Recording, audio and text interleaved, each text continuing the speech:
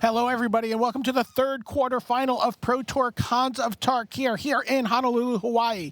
I am Brian David Marshall. I am joined by Pro Tour Hall of Famer Randy Buehler, and we are watching Pro Tour champion Floch playing against longtime New England pro Mike Sigrist, playing in his first top 8 after a long Magic career. Yeah, absolutely. Grand Prix champion Mike Sigrist. You don't have to long time pro him. Yeah, oh, that's right. We get to retire that for him now. Well, absolutely. Now he's a top 8 competitor. What's the matchup here, and what are we looking for? This is control versus beatdown. I mean, we've been playing this matchup out for 20 years. The control deck's maybe at a historical low tide, though, and I really like Sigrist's aggro deck. That said, Sigrist did have to mulligan down to 6, and his draw's not awesome. 4 lands. He does have a 2-drop, but he's going to need to draw some pressure to follow that up with. That Hero's Downfall is more or less a blank in his hand. It's one of the cards he was really worried about drawing. This is actually a double mulligan for him. Yeah, that's a great point. The only creatures that Floch is playing are Prognostic Sphinx. You know, Sigrist is set up expecting to run into green decks. You know, his Heir of the Wild is good at attacking through Coursers and Caryatids with that Death Touch ability. Here it's just a Grizzly Bear, and I don't even think it's going to survive to get cast on turn 2. No, it's going to get taken by this Thoughtseize. This is the last thing Mike Sigrist wanted to see after the mulligan, after having to keep a hand that has essentially a blank card. So this is now a triple mulligan for Sigrist. Crazy. Now, Floch, you say Pro Tour champion Floch, reigning Pro Tour champion, absolutely. He's trying to be the second player in the history of Magic to win back-to-back Pro Tours. Kai Buddha did do it once back in the day, although Ivan's actually trying to be the first guy ever to win back-to-back individual Pro Tours. One of Kai's was a team Pro Tour. Right, and it's also worth pointing out, Floch doing it in the face of everybody in the universe saying control is dead. It's a true story. I don't think he's in love with this control deck. Oh, what do we got? Oh, wow. my gosh. Despise gets the freshly ripped Sorin. So these guys were actually chatting at the, last night after the top 8 announcement. The top 8 players all get together and they're, filling out info sheets and whatnot. And the guys were saying to Ivan, dude, it's not fair to win 2 in a row. Like, you got to give one of the rest of us win one, right? And Ivan looks up, he's like, I can't win 2 in a row with this deck. Not with this deck. He's definitely been talking down the deck. Right, throughout the event. It's a very European attitude. You talk to Americans, they all say their deck is amazing. You talk to Europeans, they all say their deck is terrible. Mike Sigrist now holding an Abzan Charm to go this Hero's Downfall. Yeah, it's not bad. Probably chooses the draw 2 mode. And I think that's what we're going to see here. Certainly, life is plentiful in this matchup. And the odds of being able to exile a target creature with power 3 or greater are approximately 0. You might get to point 1 at a Prognostic Sphinx, but it's very unlikely to resolve.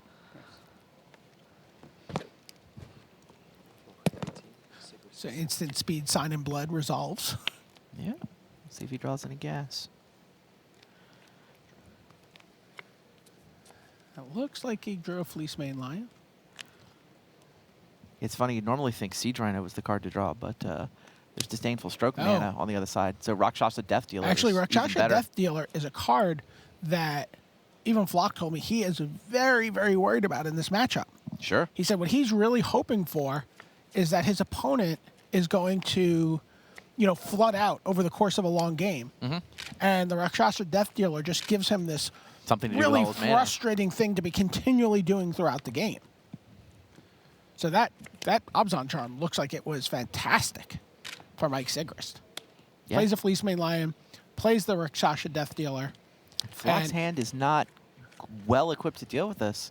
He's got no ability to kill a creature. He's got a Prognostic Sphinx, but because both of the activated abilities on both those creatures at 3/5 doesn't match up all that well against either of them. Yeah, but he starts to get pawing at the top of his deck. Yeah, I mean, and it can hold hand. off the Fleecemane. Hold off the Rakshasa a little bit.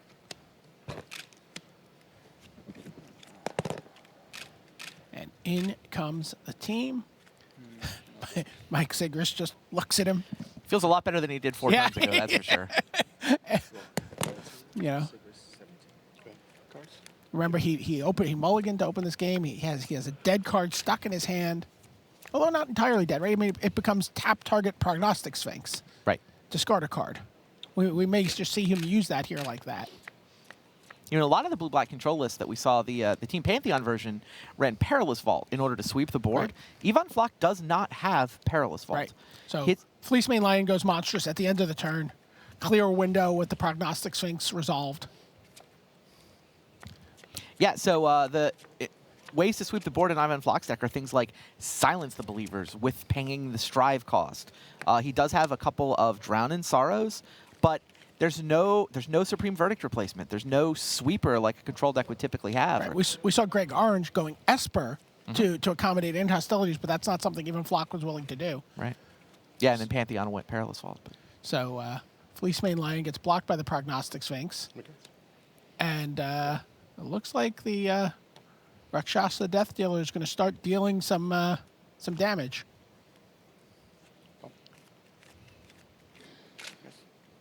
Pumps once. And even Floch is at 9. Yeah, he's pretty hard.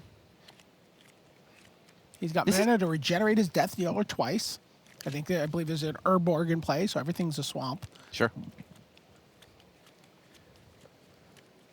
I mean, you talk about the people thinking Control's not good in this field. The reason Control actually did all right, you know, Owen Turtenwald almost made top 8, Ivan did make top 8, is that they could feast on a steady diet of mid-range decks. Right. Sigrist is Abzan, but he's not mid-range. No, he's not at all. He is Abzan aggro. He tops out at Siege Rhino. There's a second Prognostic Sphinx. That's not nothing. No. Yeah, Sigrist, no Coursers, no Caryatids. Definitely a very different take on the Abzan deck than what we've seen in the last 2 rounds. 3 cards. 3. Floch 10, Sigrist 17.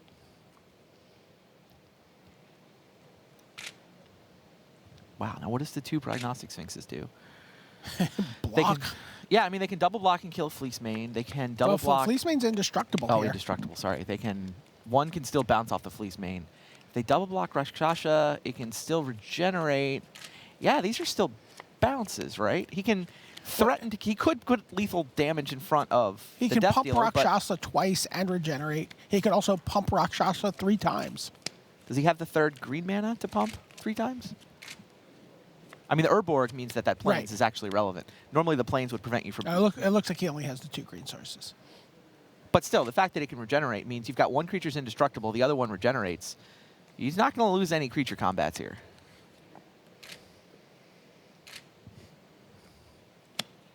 All right. He's content to just drop Floch to 6 life here. Yeah, that makes sense. 17.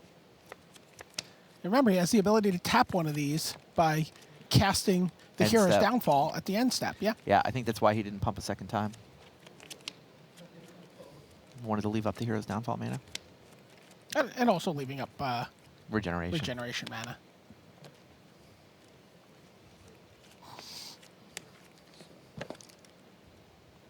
Floch goes to 7 from a Dismal Backwater. Sigrist 17.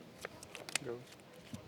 Man, if Sigrist can win this game with the start that he had, Yeah, jeez. this was as bad a start as we've seen. But you look. This is where you look at the hand that Floch has. He's got 2 Disdainful Strokes. That's a That great card is point. not good against Sigrist. That's a great point. It's good against all the other Abzan decks, but not the aggro one. Not the aggro one. And Floch is in that weird position. He's got a Prognostic Sphinx that's neither attacking or blocking, which is the worst place to be in all of Magic.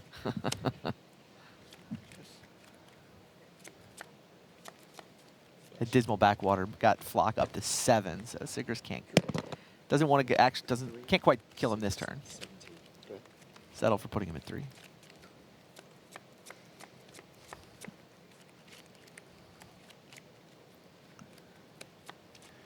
I'm afraid Prognostic Sphinx is going to have to step up to the plate soon. Gonna have to fight a Going to Death have Dealer. to get its wings dirty. Dig through time for even Floch. So he's got 3 cards in his yard that he can use. So that's going to cost him 5 mana to cast. That'll leave him 2 mana up. What is he even digging to, though? There's no... And I guess Silence of the Believers does deal with the Death Dealer. The fact that it exiles trumps the regeneration ability. But I don't think he has enough mana to dig to it and cast it. Not this turn. Oh, actually, sorry, he has a land in hand, so... He'll have 3 mana up at the end of... Still not enough for silence. And now we are going to see Hero's Downfall. Which still can't be Disdainful Stroke. He hasn't cast a 4-mana spell the whole game, has he? And there's another Hero's Downfall in hand for Mike Sigrist. So one of the Prognostic Sphinx gets hexproof, but it's tapped. Both his creatures are lethal. Here's the other Hero's Downfall, the dead card in this matchup. Only almost dead. It's comatose, right? It's a comatose card in this matchup. Not dead yet. Okay, so that gives Ivan some room for his, some additional mana for his Sigrist has the pause to deep dig through time. I love that look on his face. Like, okay. So, yep, dig through time, pays 3 mana, exiles his library, says, okay, deck, what have you got for me? What burly protectors await me in the top 7 cards of my library? There's a silence. But the Fleece Mane's lethal.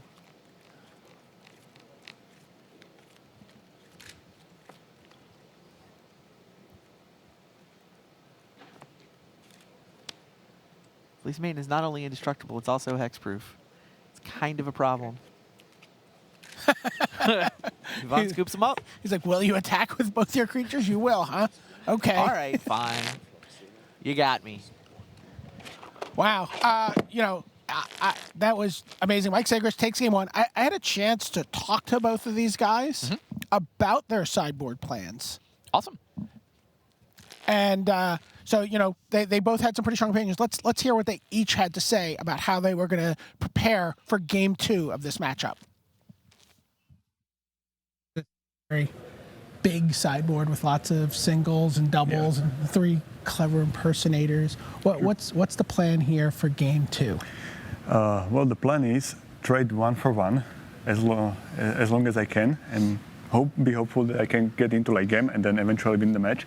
And for that, I'll sideboard in Silence the Believers, Thoughtseize, and for the Bubblight, and I'll side out 2 Darwin Sorrow and 1 Disdainful Stroke, because counter spells are not very good against his version of Abzan. He has like Global Curve, so that's not great for me, and yeah, that's pretty much the plan.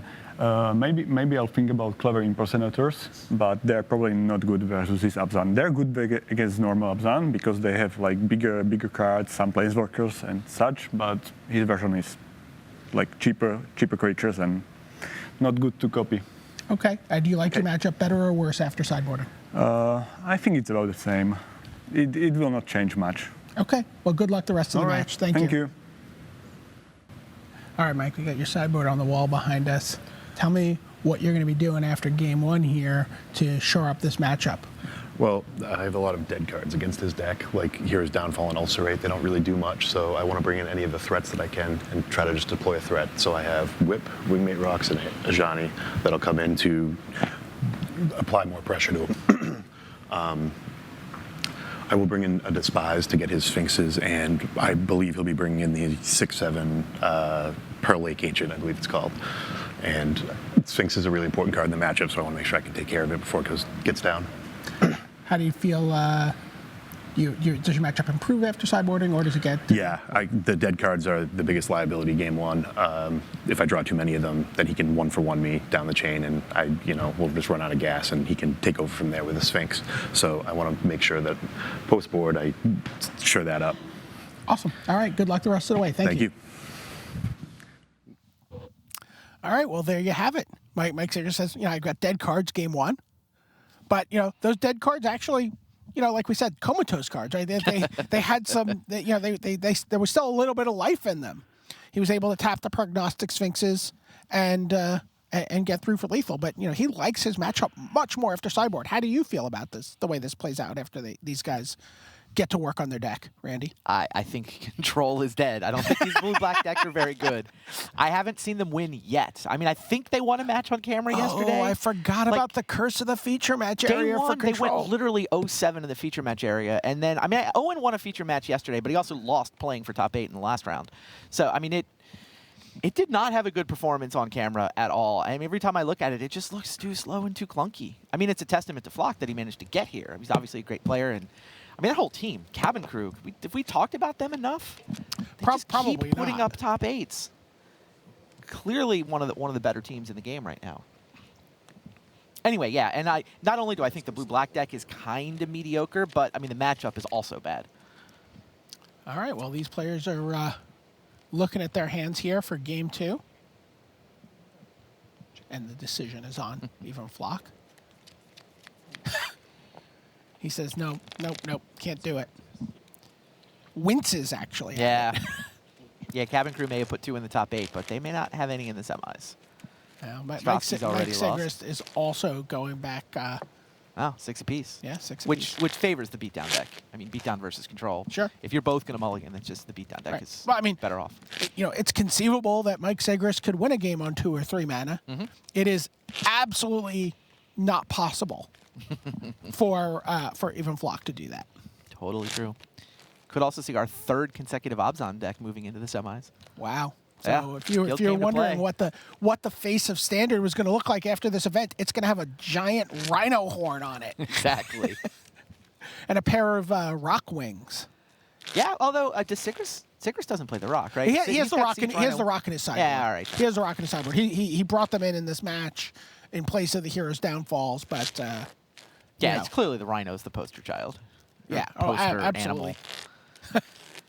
Yeah, Wingmate is in all 3 of these, so not all of the Abzan decks, not even all the Abzan mid-range decks in the field were running the Wingmate rock. That was one that people had different takes on. And you saw the 2 mid-range decks, one of them had 2 rocks, one of them had 4 rocks, and now here Siggy's got rocks in the board. Right.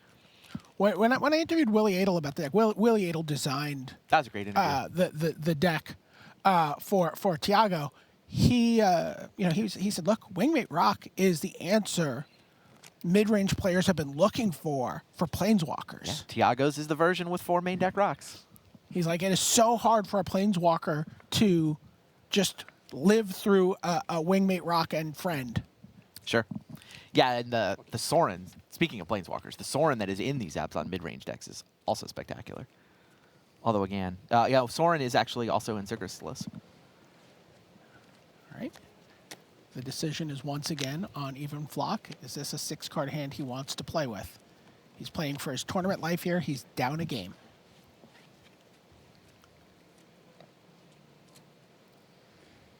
Oh, he's capped. They both capped. Polluted Delta, it looks like, for Floch.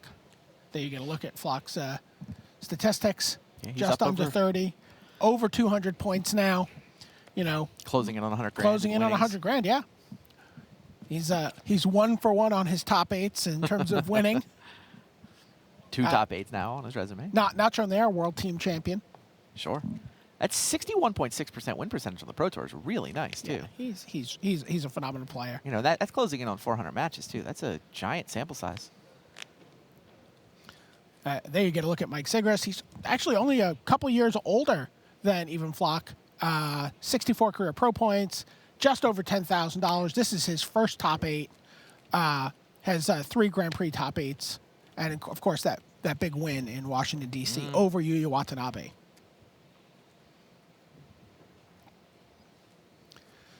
So kind of a slow developing board here. Not as much action as we saw last time, but Yeah, there you go. Turn 2 Rakasha, Death Dealer. Dealer. It's pretty much exactly what Siggy wants to do. Card Floch is very nervous about again.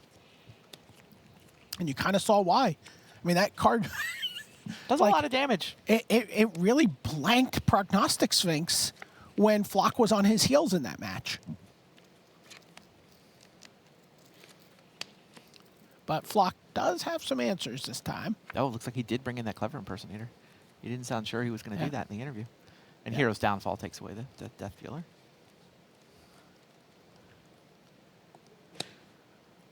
And he has to do that main phase, of course, because Death Dealer has regeneration. Yeah. Don't want to let him untap. Herald of Torment comes down. Nothing to bestow upon, but Yeah, know, this is how 3/3 you- flyer. This is how you can tell you're playing an aggro deck rather than a mid-range deck. Herald of Torment's job is to beat down. Flying, hugely relevant, important mechanic in this field, too. And both players now have a Herald of Torment. Funny. Clever impersonator comes down. Floch 20, Sigrist 18. Oh, that's funny. Siggy doesn't really have much incentive to trade them off. Does he attack here? Does he just wait? I mean, he would attack to trigger raid on Wingmate Rock. Yes, but that's a turn away. Right. I mean, he can play. I assume he's going to play Sorin this turn. So he's going to go ahead and attack in. And yep, they trade.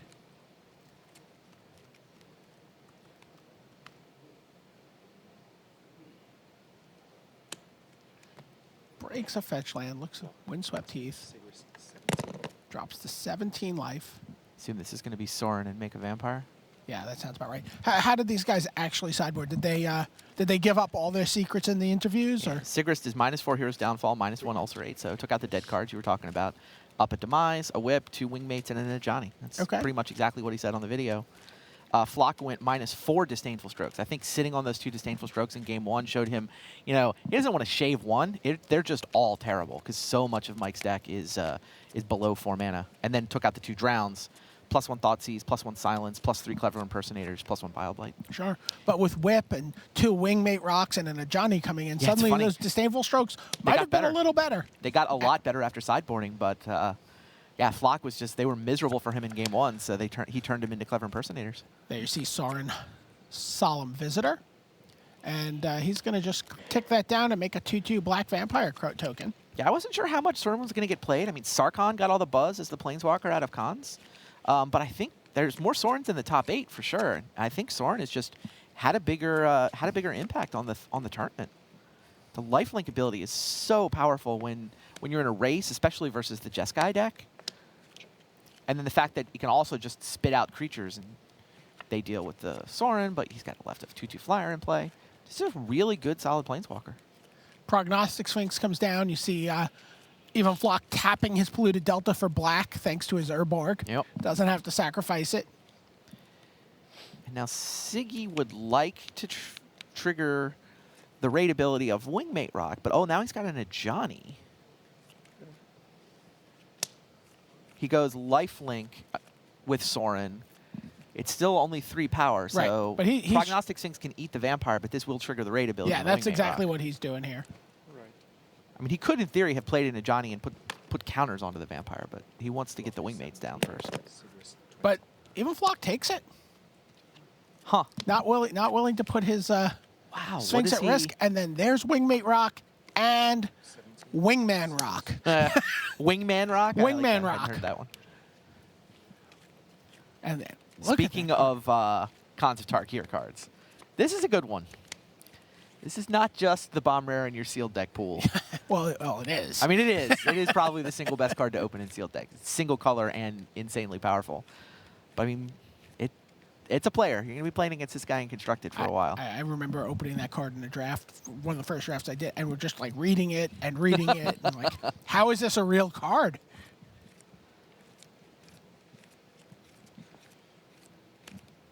Yeah, I had one in the first draft I ever did. We snuck onto the computers at the Community Cup pre-release. Pretty awesome. So even Floch scries a card away. What is he? He's holding a Silence the Believers. And he's about a mana away from being able to take out 2 creatures with it. Yeah, next turn he can get 2 guys if he spends 7 mana. Silence the Believers is a card I thought I would see more of this weekend, but looks really good here. It lets him, really. It's not as good as Perilous Vault. No, Perilous Vault would have been better here. I mean, Siggy obviously would have played the game differently if he was playing against a deck that had Perilous Vaults, but still. Now Siggy's got to decide whether he wants to run out an Ajani. yeah, yes, he does. Decides yes, and Yvonne Results. can't do anything about it.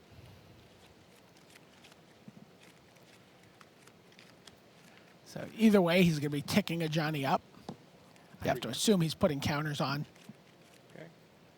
his creatures. Yeah, it goes for all of them on the vampire. Turns it into a 5/5. This one. Okay. Tax. So much life gain. Yeah, triggers 3 life from the Wingmate Rock, and now there's what, 11 power worth of life link. Sorry, 13 power worth of life linkers coming over as well.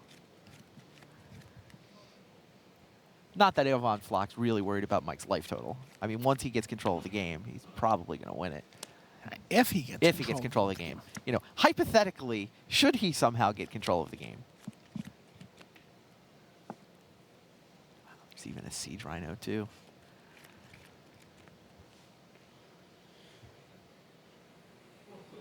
I don't know how Floch gets out of this. You know, he may just have to burn his Silence the Believers. I don't know if he can wait. I mean, it's not a lethal attack, but... Yeah. You got 23. I have 22. I took one to cast them. Oh, okay, 22. I mean, Sphinx blocks one of the rocks, right? Yes. That's a bounce. And then you take 9? 4, 10. Yeah, 10. Oh, 10. Sure. 7, you gain 14. You gain 14. But again, like you said, yeah, the life totals don't really matter for the control deck very much. Right. So he's going to scry. He's holding a Siege Rhino, so even has to be very careful with his life total here.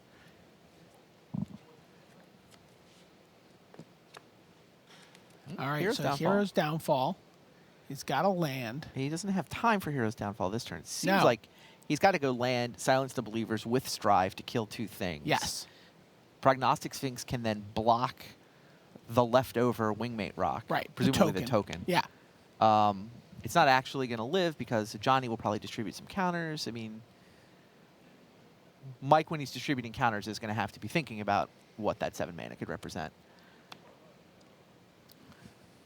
Yeah, I mean, Floch has to hope that Silence with Strive, killing 2 things, can help him stabilize. I'm not sure that it doesn't deal with either of the Planeswalkers. There's just an entire segment of the Magic population that is just sobbing right now. You know, the people who are, please show us a control deck that's going to do well. So he attacks with Prognostic Sphinx. Okay. He knows that even his best line here, the Strive, paying the Strive on the Silence of Believers isn't good enough to actually win him the game. He's probably, and his Sphinx would probably be chump blocking because of the Johnny counters. So, yeah. He's going to start digging for answers and trying to soften up the Planeswalkers. He's willing to take 1 hit from 1 creature here. But depending on how Siggy distributes these counters, can he get him, though? He's got the Siege Rhino. Oh, he's got the to Siege finish him Rhino. off. You're right. The Siege Rhino is going to finish him off here. So any creature that hits is at least 4 damage. 5 with Sorin. Yeah, 5 with Sorin. There you go. Yeah. So basically, Floch's plan is didn't do anything wrong. No. Yeah, Of Floch has course, to absolutely. assume Siggy's out of gas, do what he can, kill 2 creatures. He's willing to take this hit from this rock down to 2, but yeah, Siggy sees it. He sees it. What are you at? 2? Sorry? Yes, I'm at 2. And you gain... Okay. There you go. Wow, Mike Sigrist. Yeah, Abzan aggro. He's like, I don't have time. I'm not going to durdle around with these Sylvan Caryatids and these Courses of Krufix. I've got Rakshasa Death Dealers. Yes, sir. I've got Heir of the Wild. I've got Fleece Mane Lion. And I'm just going to come over and bash you. Bash you every turn. He's not done bashing yet. He is through to the semifinals. Wow, that was a very, very, we did a segment yesterday called Spell or Counter Spell. Mm-hmm. You know, the idea is, do you want to play a creature deck, an aggro deck, a deck that's going to, or do you want to play a control deck? And that was a very compelling case for Spell. Just gonna say, Spell is looking very, very good right now. Yeah, this is kind of a low ebb for Counterspell, I think, in Standard. Yeah. Wow. All right. Well, I'm really curious to hear what the guys at the desk have to say about this. Let's send it back to them as we get ready for me, one of the matches I've been looking forward to most, the final quarterfinal match between Lee Shitian and Sean McLaren. But in the meantime, let's send it back to the desk. Thank you very much to Brian David Marshall and to Randy Buehler there. Well, I've been joined by Louis Scott Vargas and Zach Hill. We're going to get into our 4th quarterfinal in just a little bit. But first, what about a post-mortem on the Sigrist matchup that you've just seen? 2-0 to Sigrist. The control deck's gone. Can't bear it. But why don't we go over to the easy chairs, because in the company of Marshall Sutcliffe, we have Mr. Sam Pardee. All right, so I've got Sam Pardee with me. Sam, thanks for taking a moment to chat with us thanks here. for having me. So Mike Sigrist through to the semifinals, getting by that matchup. Did that go how you thought it would? Yeah, it was pretty much how we expected. Game one looked a little rough at the beginning. We had the two heroes downfall, which Siggy was calling twiddle earlier because it just can tap a prognostic sphinx. But then the 2-drops, even when they show up late, they can just take over the game because they all have such powerful activated So which of the abilities. which two drops are you mentioning? The Fleecemane Lion and the Rakshasa Death Dealer both are really hard for the blue-black deck to deal with. Yeah, we've seen him dump tons of mana into that Rakshasa Death Dealer and just get in for huge chunks of Exactly, damage, and right? once the Fleecemane's monstrous, they don't have any way to deal with it. They just have to be blocking with the Sphinx or they're taking 4. Right, which is not bad for you anyway, because Yeah. they're not scrying, they're not killing you. et cetera. Exactly. Now, one of the interesting interactions that we saw as well was one line that could be taken with Sorin, Solemn Visitor. Talk to us about that. Yeah, so in testing we noticed that if you ultimate Sorin, which is the edict your opponent during their upkeep every turn, so they have to sacrifice a creature, it's the blue-black deck basically cannot win. They could maybe cast like all 4 of their Sphinxes in one turn, but that's pretty unlikely. Obviously it takes 20 mana. Right. And it's just not going to happen. And so yeah, we noticed that even though normally you wouldn't think that effect is good against a control deck, in this matchup it's actually pretty strong. Yeah, it's crazy. It's so counterintuitive because you'd think, well, they're not running that many creatures. I don't really want that. But if they're not running that many creatures, it might just make it that Yeah, much as it better. turns out, if they don't have any creatures, they can't win. Right. All right. So Mike Sigrist is on. First of all, how happy are you for him? And then also, I want to hear a little bit about what his demeanor was like going into the quarters. I mean, definitely ecstatic for him. You know, we all just, if we said if one of us could make the top 8, that's a successful Pro Tour. So here we go. Now you just got to win it. So this is for the team for face-to-face Absolutely, games. yeah. Now, what about Mike's demeanor coming in? Was he super nervous? I mean, this is his first Pro Tour top 8. Yeah, he's been playing the game for a long time, so he was a little bit nervous. He is a long-time player, Mike He is Sigrist. a grizzled veteran, I believe. I've heard. Yes. He was a little bit nervous, but mostly pretty happy, pretty excited. He's generally kind of a nervous guy. Like he wanted to get here at 8:15 every morning before, even before he was 8:0. He wanted to be at the site at 8:15. So Oh, he was that didn't really guy in your change. group. Yeah, so trying to that get the basically rest was of the you? same as it was, today. So he stuck with the one. Now, looking forward to the semifinal match for Mike. He doesn't know who he's playing yet, Right. but Sean McLaren and Li Shitian will be battling it out in our last quarterfinal to decide who he goes. Do you guys have a bit of a rooting interest, personalities aside, but in which deck he'd rather face? I think we'd rather play against the combo deck. We played against it a lot in testing, and we have a fast clock, Thoughtseize as disruption, and then post-board we have a race, which is an additional good disruptive spell. So you can just kill them quickly. Their mana base deals them a lot of damage, and it makes the matchup pretty good, I think. Right, because remember, this is the Abzan aggro deck. You guys are very assertive with this 3-color combo, as opposed to the mid-range decks that we've seen. What led you down the road of saying, let's be aggressive here? Well, we felt like the mid-range Courser Caryatid version was like a pretty known quantity, and that a lot of people would be playing it, and it's pretty hard to get an edge. You can play like the Dune Blast that you see Ari Lax playing, but we kind of wanted to just get them dead. And we felt like also in this version, the games where you don't draw your Caryatid, or in the other version when you don't draw Caryatid, your deck's not very good. In this version, you have a lot more 2-drops, and they're good late. Death Dealer is a great turn 6 play. Right. Yeah, we've seen a lot of that too. Now, what about if he does end up playing against Sean? I'm sure you guys did plenty of testing against this Jeskai deck as well. Yeah, it's a really tough matchup to prepare for because you don't really know. Sean's deck has, he has these aggressive cards like Rabble Master and Mantis Rider in the main deck, and then in the sideboard he could be bringing in End Hostilities and trying to control the game.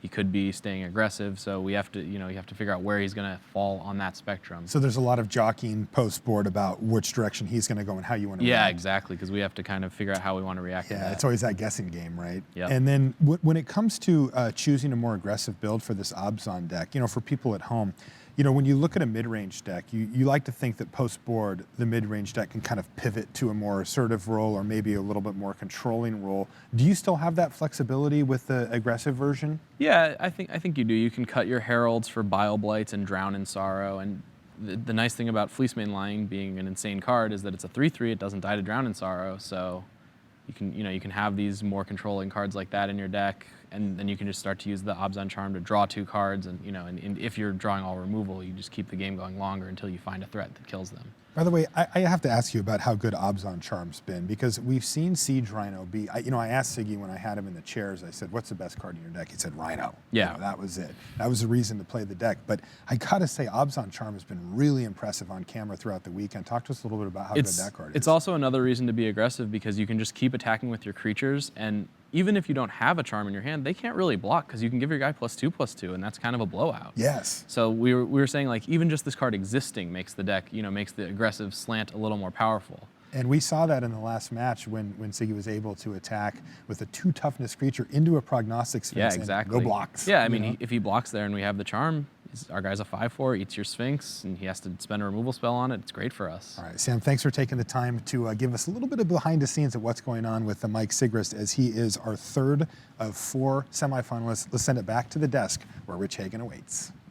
All right, thanks very much to Marshall and to Sam for giving us his insight into the Sigrist plan moving forward into the semis. Why don't we take a look at the bracket then? 3 of 4 quarterfinals are done, and we began the morning with Ari Lax winning 2-0 over Yuya Watanabe, and then Thiago Saporito, the 21-year-old Brazilian, over the 19-year-old Andre Strasky. That was 2-1, and now our 3rd quarterfinal in the books. Mike Sigrist advances there over even Floch. The blue-black control deck didn't make it. Floch correctly identified that it was going to be weak on Sunday. So now we turn our attention to our 4th and final quarterfinal. It's Sean McLaren against Li Shichan of Hong Kong. So why don't we start by taking a look at the Hong Kong master, Li Shichan. He is going to be playing a Jeskai Ascendancy combo deck. There you see him, the number 16 ranked player in the world from Hong Kong, Team MTG Mint, in his late 20s, closing in on 50,000 earnings. That will go past that today. He is, of course, a Platinum Pro,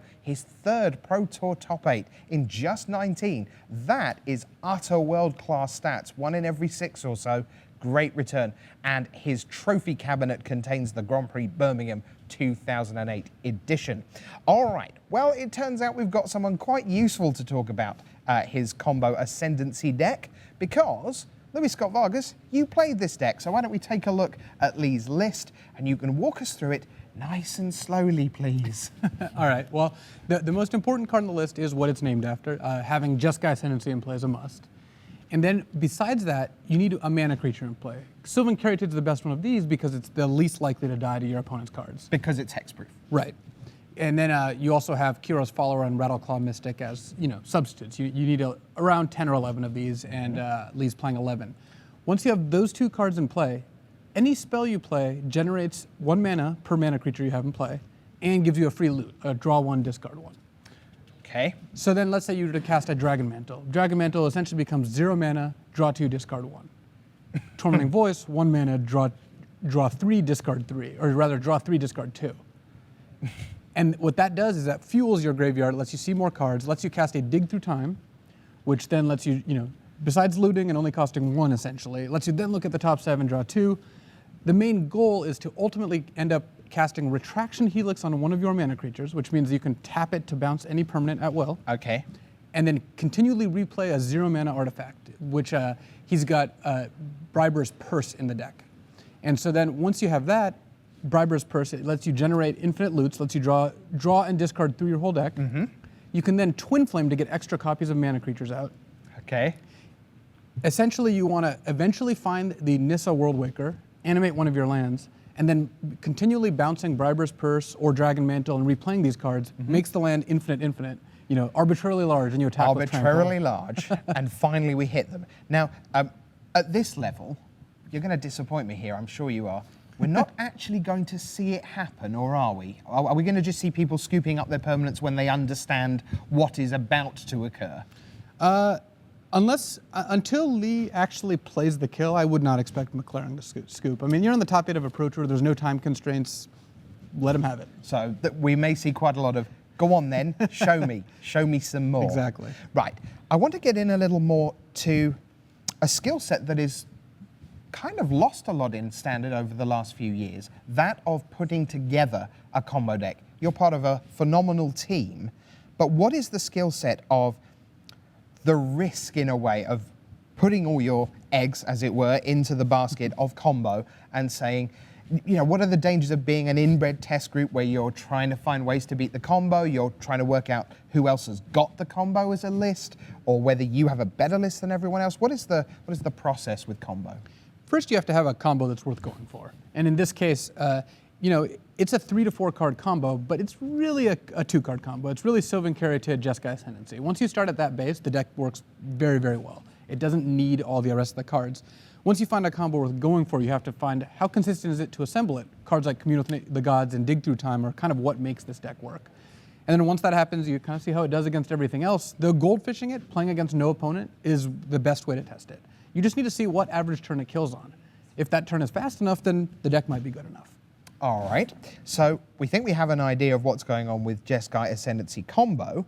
We know that Jeskai's going to win this match. The question is whether Jeskai wins. So let's turn our attention to Sean McLaren, a Pro Tour champion in the last year. There you see him, 26 years old, 56,000 lifetime earnings, the Platinum Pro, 70 lifetime Pro points, and this is his 10th Pro Tour and already his 2nd top 8.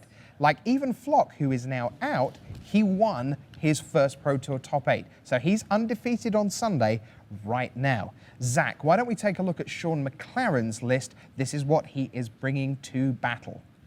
One of the important things to remember is this is exactly the kind of list that Sean McLaren likes to play. It's a blue-white-red deck that has, you know, control elements. We see 4 copies of Dig Through Time to supplement a core that a lot of different people are playing, and yet the deck can have very aggressive starts with cards like Manus Rider, cards like Goblin Rabblemaster. Once those deal just a few points of damage, cards like Lightning Strike, Magma Jet, and of course Jeskai Charm and Stoke the Flames can put the game away very quickly. The cards that matter the most, I think, for this matchup are cards that not everybody has access to in this archetype. Anger of the Gods is tremendous here. It's one of the few ways to interact with Sylvan Caryatid, a card that Luis said mattered so much. And not only do you have 2 copies of that, you have 4 Dig Through Time to go find it. You also have Banishing Light in the main deck, which allows you to deal with Jeskai Ascendancy directly. Now, of course, if you're just doing this, your opponent can sit around and draw more cards and try to draw into more copies. But your Goblin Rabblemaster and your Manus Rider are putting enough pressure on him to be able to end the game once you cast those disruptive spells. So I think what McLaren's going to try to do is play a clock early on and try to find one of his ways to attack Li Shichan's mana creatures so that the combo doesn't come online soon enough to matter. Luis, if you're sitting on the Li Shichan side of this matchup, how concerned are you by the speed of McLaren's potential clock?